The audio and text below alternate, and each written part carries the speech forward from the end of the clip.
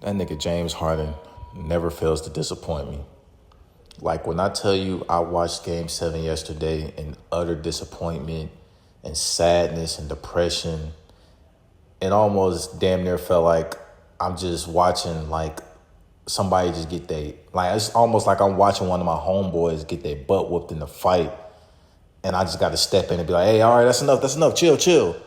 Because that's what it seemed like. That's what it felt like watching that game yesterday. And I understand, it's Game 7. You tired. Your stamina is not all the way there yet. You still trying to recover. And mind you, James Harden is a big body dude. But at the same time, you can't be doing all that when you say you are the system. When you implement that statement, you are the system. You don't have room for error. You don't have room for trying to take a day off, trying to take a game off, trying to make it seem like you just lethargic and don't care. Like, no, you don't have room for that, dude. Because this is the same shit that happened in Philly. This is the same thing that happened in Philly. Game 7, I believe against Boston, right? Dog, he just was nowhere to be found. Him and Joel Embiid. James Harden has 7 points in the whole game. The whole game, bro. The whole game. And Joel Embiid, lousy 20 points, but I don't even think he had 20. I think he had like 13. Yeah, it was 13. Lousy 13. And then the post-game interview, Joel Embiid wanted to be like, well, it's only me and James Harden. And I don't even think he said Maxey, because at the time, Maxey was a rookie. So I don't even think he said Tyrese Maxey. So it's like Joel Embiid putting the blame on others when you're the superstar. Nigga, you the MVP. Like, correct me if I'm wrong. Like, you the MVP. Like, you supposed to be the one that's, carrying the load or anything. You're supposed to be helping the team out. And James Harden supposed to be the number 2, the PG, the guy that puts the thing together, the system, quote unquote. And we witnessed the same thing happen this year against the Nuggets. It's like the Nuggets, when the Nuggets see LA on the brand, it's just like they just get to it's like they just can't lose. And shout out to Russell Westbrook, bro. All the hate Russ be getting, bro. Russ be hooping, bro. Yeah, the stat sheet might show he's going 4 for 11 some games. He might go 4 for 10, 1 for 5 from the 3. But, dog, he actually out there putting in work, bro. His passion, his energy is just what makes the Nuggets, keep going, bro. Because believe it or not, if they don't have Russ, bro, I don't believe that game turn out to where it's supposed to, how it's supposed to turn out, Because Russ give you that spark. Russ give you that energy. Like, come on, man, this ain't over until the clock reaches 0-0, And that's why you need a Russ on your team, bro. Even when last year when he was on the Clippers, bro, you need Russ on your team, bro. You need that Russell Westbrook. You need that type of player on your team to give you that spark, give you that energy so you could keep going. Because Jokic is tired. I'm sorry. Just off that game alone, even though the freaking Clippers in the first, not even the first quarter, the second quarter and the whole second half, they just look lethargic. But, dog, Jokic out there, he wasn't hooping like he was, you know how he usually be hooping. But, Russ is just that person you just need around you, bro. And Jamal Murray, he showed up, bro. He showed up. James Harden, Kawhi Leonard, I can't even put the blame on Kawhi Leonard because at the end of the day, bro, Kawhi Leonard, he did all, I feel like, I don't know, I can't put it on one person. It's just a whole team effort, bro. But I specifically want to point out James Harden because he's my favorite player, first of all. And second of all, I watched that whole game. I watched to the point where it was the second quarter and that team just started falling apart. In that second half, that team just damn near, it didn't even look like an NBA team. It just looked like a church league basketball team. It looked like an NBA team going against, a European team or them overseas teams. You know what I'm saying? That's what it looked like. And it's like, damn, it's just like, bro, what the fuck? You know what I'm saying? It's just like, why even take it? Why even go this far into Game 7 just so you just give up? Just so you have 7 points, 2 for 8 the whole game. Yeah, you had 15 assists, but who gives a fuck, nigga? Get aggressive, bro. And I get it. Like I said earlier, I get it. Stamina plays a huge factor. You're probably tired, but you're not the only one playing the Game 7, bro. And if anything, don't NBA players train for these moments? So it's like there's really no excuse for real. There's really no reason where you're not conditioned to play those lengthy amount of games. Because no team is just going to let you 4 sweep them. No team is going to let you win in 5, win in 6. You know what I'm saying? Like, I don't know why. And I was watching a video yesterday by Burden. Shout out to Burdens, man. He don't even know who I am, but it's like I watch all his videos recently, man. And he made a great point. It's like when James Harden gets to these situations where it's a game 7, it's like he expects the other team to just let them have the win. It's like when a tough gets going, he just tuck his tail and run. It's like them basketball players when they on the court, in the open run, and they get that foul call that is just, they call a foul that's just bullshit. And then everybody on the court, even the teammates, is saying, yeah, that call was bullshit, bro. I ain't gonna lie. And now he just take it, and then the ball his head, so he just take his ball and just walk off the court with it. Or he stand on top of the ball with his right foot with both his hands on his hips like he a sassy nigga. You know what I'm saying? Shout out to my sassy niggas. You know what I'm saying? So it's like, I just don't understand it. Like, it's just so crazy. And what I mean by sassy nigga, we know the trend with the sassy nigga lifestyle, sassy nigga season. I ain't gonna lie. When I be talking to my girl sometimes and I be trying to make a point, she be calling me a sassy nigga. I'm like, hey, don't call me sassy because I'm right sometimes. I'm wrong sometimes. But when I'm right, I'm right.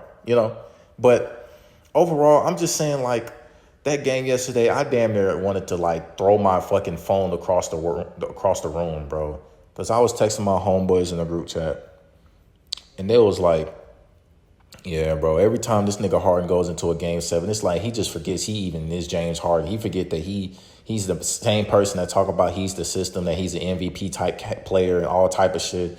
It's the same James Harden that be talking about literally in the Instagram clip on when they won that 50 games this season. He was like, oh, yeah, 50 games, now it's time to put in the real work.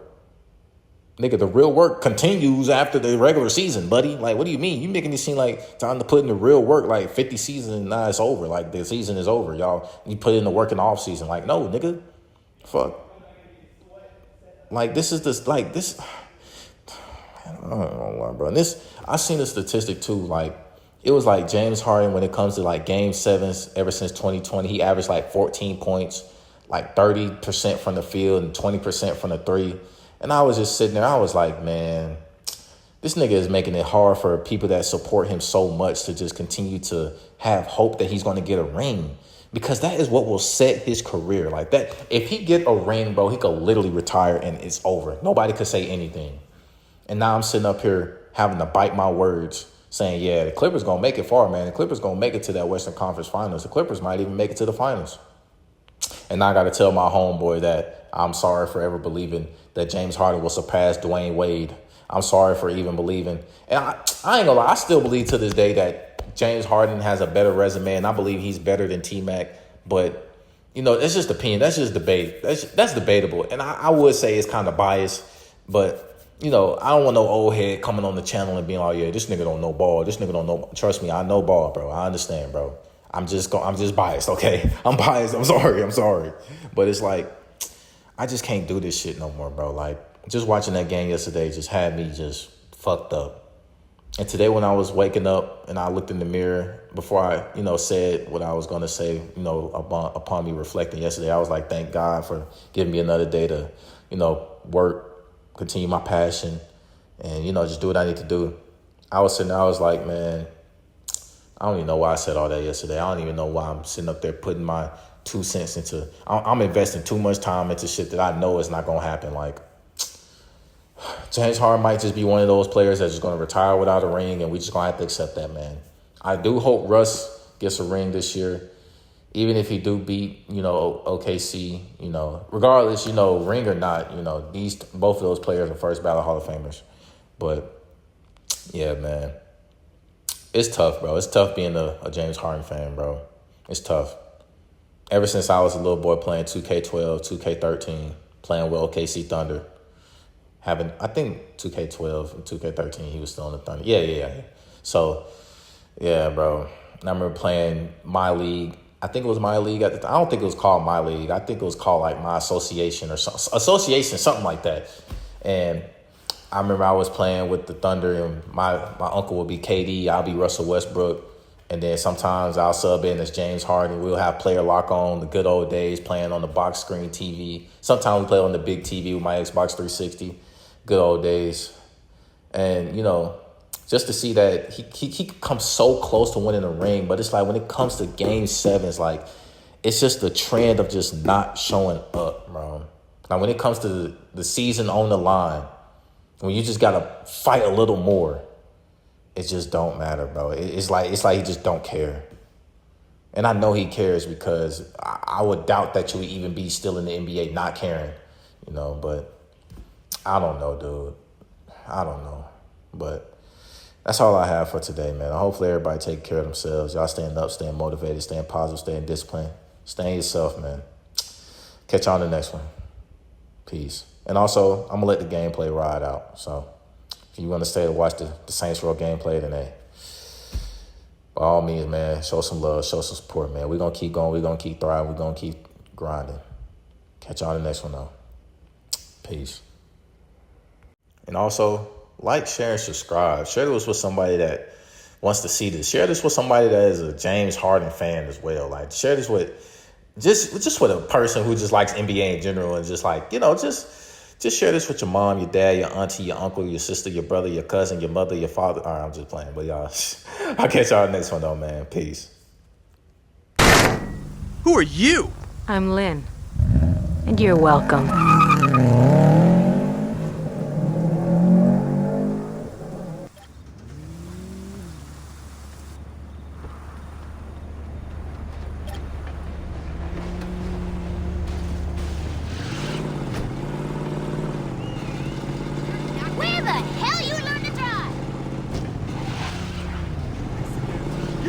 Are you trying to send me to the hospital?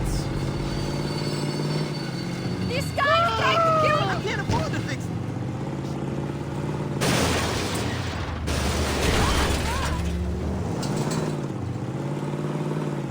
it. She's trying so wild, like. You almost hit me, you bastard!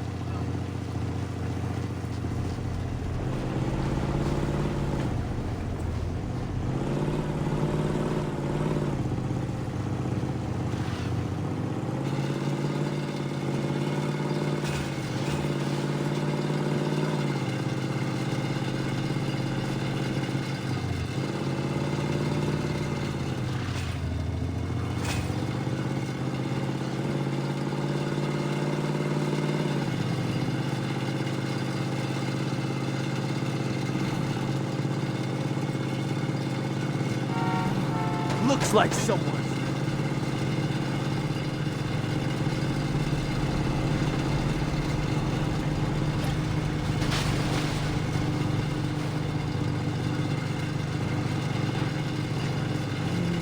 Get these bastards!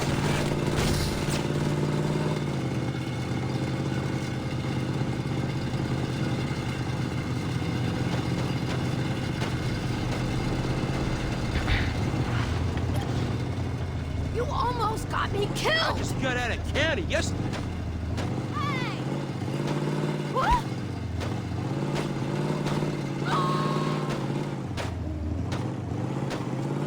I'm so sick of this.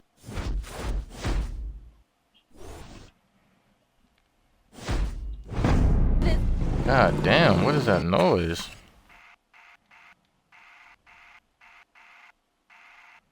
It must be his PC.